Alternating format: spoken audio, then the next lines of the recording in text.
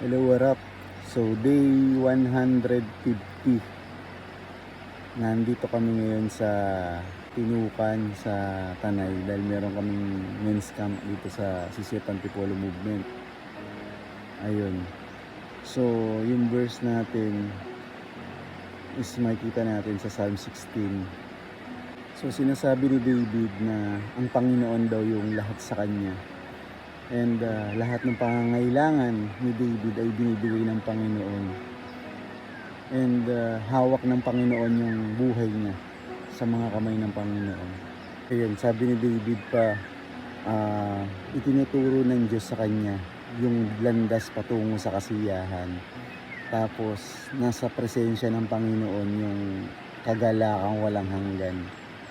So, kitang-kita natin dito yung kasiyahan sa kapagtitiwala ni David sa Panginoon, na yung seguridad saka yung kagalakan hindi natin ito makikita sa mga mga material na bagay o mga kayamanan, posisyon at sa lahat ng bagay sa mundo, dahil ang tunay na kagalakan, ang tunay na seguridad para sa kanya ay makikita na lamang natin sa presensya ng ating Panginoon. Sa panahon ngayon na ang buhay punong-puno ng mga problema, pagsubok, at parang walang katiyakan kung ano yung susunod na mangyayari. Tayong mga tao, ang dali nating maghanap ng kapayapaan o kapanatagan sa mga bagay na temporary. Iniisip natin yung mga bagay na makakapagbigay sa atin ng seguridad. Pero makikita natin dito sa Psalm 16, sinabi ni David na si David, hari siya eh. Alam mo yun, parang kung isipin natin hari si David. Pero wala dun sa pagiging hari niya, wala sa mga kayamanan niya, yung kanyang kapanatagan. Ang kapanatagan niya ay nasa Panginoon. Dapat tayo pala mga tao, nakasentro at nakaangkla talaga yung ating buhay sa Panginoon, dahil tanging sa presensya lang ng Panginoon tayo magkakaroon ng tunay na kagalakan. Alam mo yun, lubos-lubusang kagalakan na walang hanggan. Kung mapapansin niyo yan, kung may maraming mga tao na hindi naman sila kasing yaman ng iba, hindi naman sila kasing powerful ng iba, pero alam mo yun, may peace sila.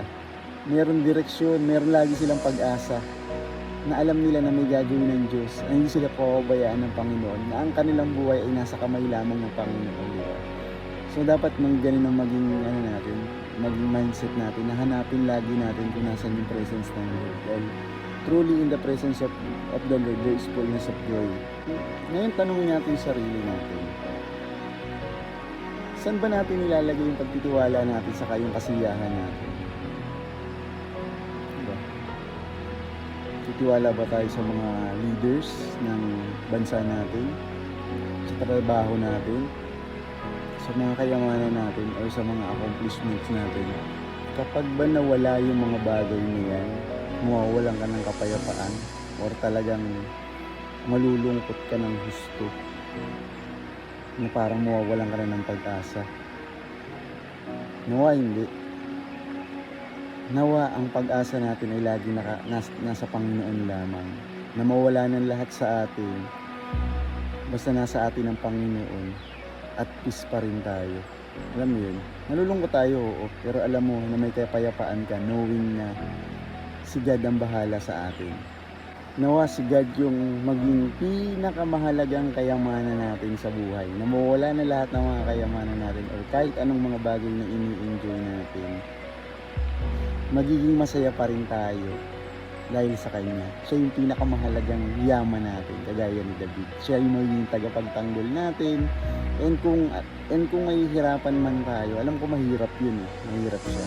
Pero pwede naman tayo humingi ng tulong sa Panginoon. Nawa, tulungan tayo ng Panginoon na kagaya ni David is magawa rin natin yun, na siya yung ituring natin pinakamahalagang kayamanan. Na lagi natin makita yung kapayapaan, yung kagalakan sa presence ni Lord lamang. Diba? So, God bless everyone. And patuloy natin palaganapin ang salita ng Panginoon.